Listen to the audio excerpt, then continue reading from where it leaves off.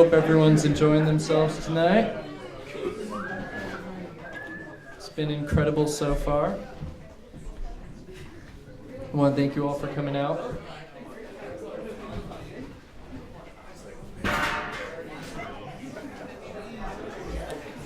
Let things settle a bit.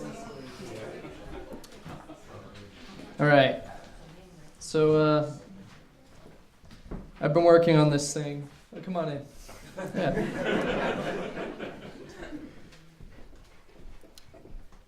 Want it to feel casual. I've been working on this thing called the textbook of inertia, specifically for the residency we have going on, and as it's moving forward, inertia. Little joke. I thought it might be good to try to present a chapter from it, and so I decided I'm going to try to reconduct an interview with the artist and musician Liz Harris, otherwise known as Grouper. This interview was done originally in 2009 by Debo for the internet music publication Tiny Mixtapes. And so, I'm going to just go ahead and reconduct this interview. I hope you enjoy and get something out of it.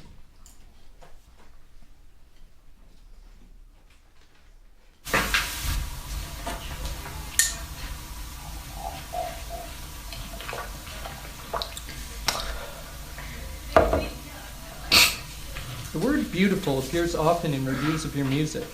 I once knew someone who thought the word was a lazy description, of which I don't necessarily agree. From my perspective, though, there's something unsettling, in a good way, beneath a lot of the stuff that you do. What's your take on people describing your music as beautiful? Is there an intention to pursue beauty?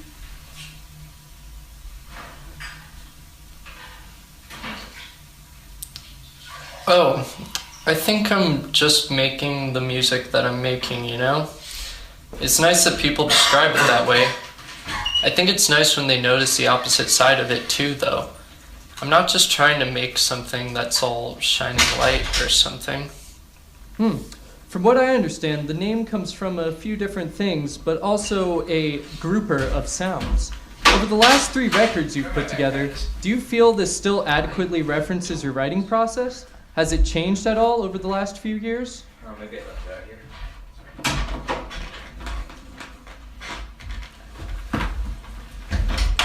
Yeah, I mean, it's more of a reference to whoever is making the music than the writing process. And I feel like it would always be relevant. It's like a way of referencing the person making it without specifically referencing the person making it. So it's always just generic. Kind of less like a singer-songwriter as opposed to, say, Liz Harris in all caps or something. Do you feel like it's nice to have that kind of distance, to have a moniker to work under? It makes me more comfortable. I'm not comfortable with a lot of the, especially with singer-songwriter one-people bands, like the sort of ego world involved, where it's not the face of whatever is projecting something other than... That makes total sense. Not to change gears entirely, but you currently still live in Portland. Do you feel like living in Portland is a large part of what makes the music sound the way it does? Do you feel like if you lived in a different location, it would sound... I don't think it has anything to do with the sound, except the fact that living in Portland affords me time and a sort of supportive community in which to do music. Because the first couple years I was in Portland making music, I wasn't friends with anybody there yet, really. So it didn't have much to do with the music there or anything. So you aren't from Portland originally? No, I'm from Northern California. What part? All over. I spend a whole lot of time in Oakland and San Francisco, and I'm from north of there. Just some sort of sleepy small community on the coast. Have you ever been to Mill Valley or... Muir Woods? Oh yeah. That's like 20 minutes from where I spend a lot of my childhood. Yep, spent. That's like 20 minutes from where I spent a lot of my childhood. Yep. Oh, cool. That's where. Do you know Bolinas? Say again? Bolinas. Do you know Bolinas, that town? I don't know if I've ever actually been there. I mean, my mom and my grandma live out there, and I haven't explored a whole lot of... They live on Mount Tamalpais. Yep. That's cool. I love that area. I think it's beautiful. Yeah, it's pretty. I recently checked out some of the artwork stuff you have on your own website. Oh, yeah. I was curious about if you've kept at that stuff. There's something on there about Fake Your Own Death. Is that still an art magazine in Portland? Would you mind sharing a little? Fake Your Own Death is a little magazine that's really small run. It usually has lots of hand-done stuff, prints and whatnot in it. My friend Nisa does that, and I have some drawings in that magazine. I'm doing the thing. I'm doing the thing for tomorrow right now. Oh, I'm sorry. Did you connect yourself? Yeah. My friend Nisa does that, and I have some drawings in that magazine that's going to come out in July. Also in July, we're going to have a show downtown in Portland with some stuff, like a group show. 3S and 57. So I have some stuff in that show. Yeah, I still do tons of art. I have a studio in town, mostly drawing and doing lots of silk screening. I'm going to do a show in San Francisco next year with video and drawing. Cool. That's great. Do you feel, this is a question I like asking musicians who also do visual art, like that side of what you do is just as important? I mean, it's the same compulsion, you know? That's interesting. A lot of people I know say you need to only focus on one thing, and if you spread yourself out in other forms of art, it makes your work suffer. I've never really gotten into that idea. I feel like it's the opposite. Yeah. You can go back and forth because I know it's fine. Some artists believe it keeps you sane to be able to, not get stuck in one thing. That's the thing. You get frustrated with one thing, and then the other thing's, usually ready to go, you know? Mm-hmm. I find, that's just the way I work. I work much better if I have, 10 different projects I'm doing all at once. And then I can bounce around and run every burner. Speaking of different projects, you mentioned San Francisco a little bit in that area. I was curious about how you did that collaboration. Yeah, the split with Jamie Stewart from Shoo Shoo. How'd that come about? Had you known about him? Yeah. We were both living in Oakland at the time, so he had moved there. I was living there, and he had an offer. He sort of reached out to me because he had an offer from Slender Means Society and States' Rights Records to do part of a series where artists do something they don't usually. They do something very different from what they usually do. So his whole theme around that was, I'm going to collaborate with someone. And so we tried it out. We weren't sure how it would go, if it would just be one song or something. We tried out one song, and pretty instantly both of us were pretty into it. So we just decided to do the whole thing. It's an interesting pairing, because a lot of what you do is the solo thing, not the singer-songwriter thing we talked about, of course. Had you ever considered working within a larger format? Or what do you like particularly about working, recording, and performing as a solo? What do I like about recording alone? Yeah, what do you like about recording alone? I mean, the performance aspect of being a solo artist. Would you ever foresee yourself working I don't alone? know. I feel hesitant about predicting any kind of future with music. I don't like to think about it too much. I get kind of superstitious. I don't know.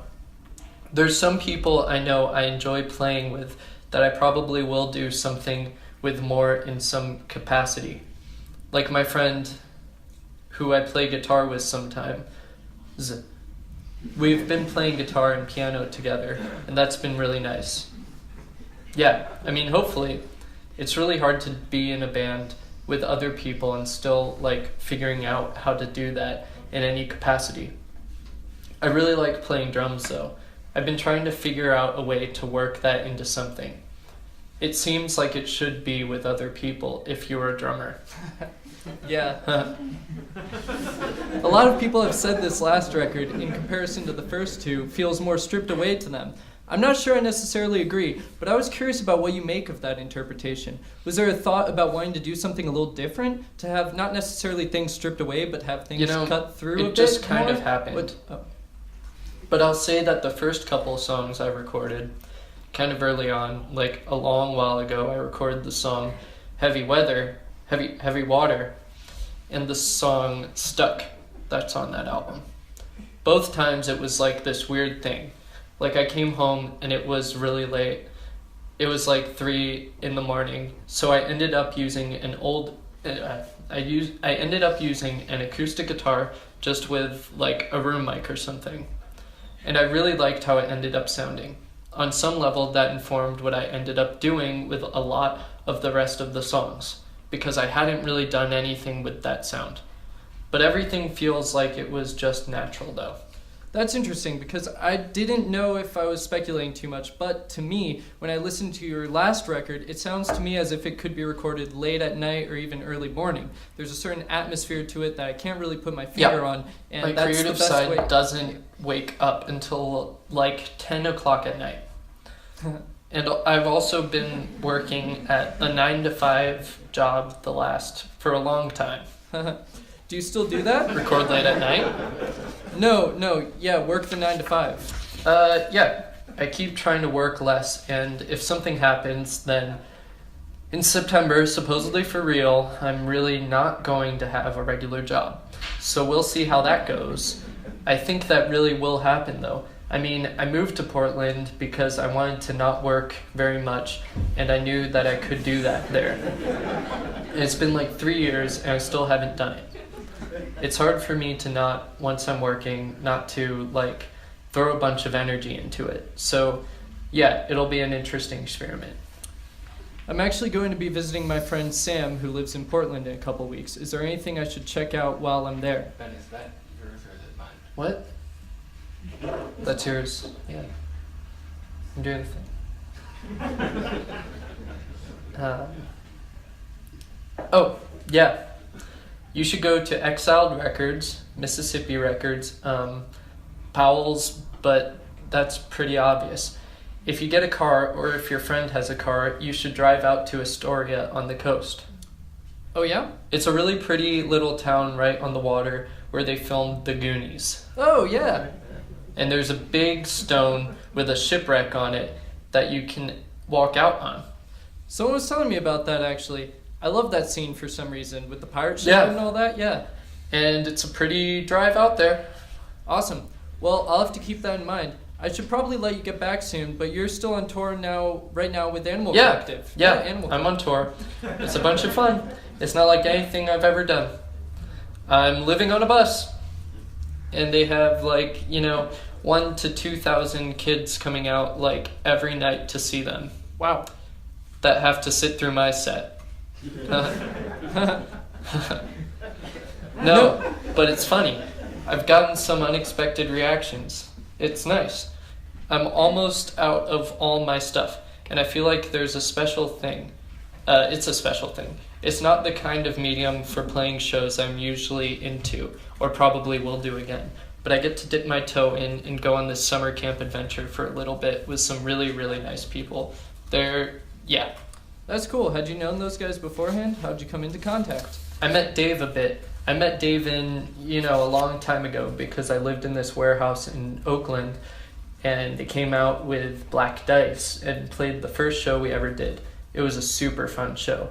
They remembered it really well. David Portner, didn't remember meeting each other really, but they remembered, I think that's supposed to be we, David Portner and I, didn't remember meeting each other really, but they remembered the show pretty well because they said it was one of their funnest ones on that tour. But I met some of those guys then, but it's mostly through meeting David in New York. His wife, Kristen Anna Valtisdottir, and his wife and I played a show with, his wife, I played a show with, and we had done some music together. His wife and I played a show, and we had done some music together. Thank you.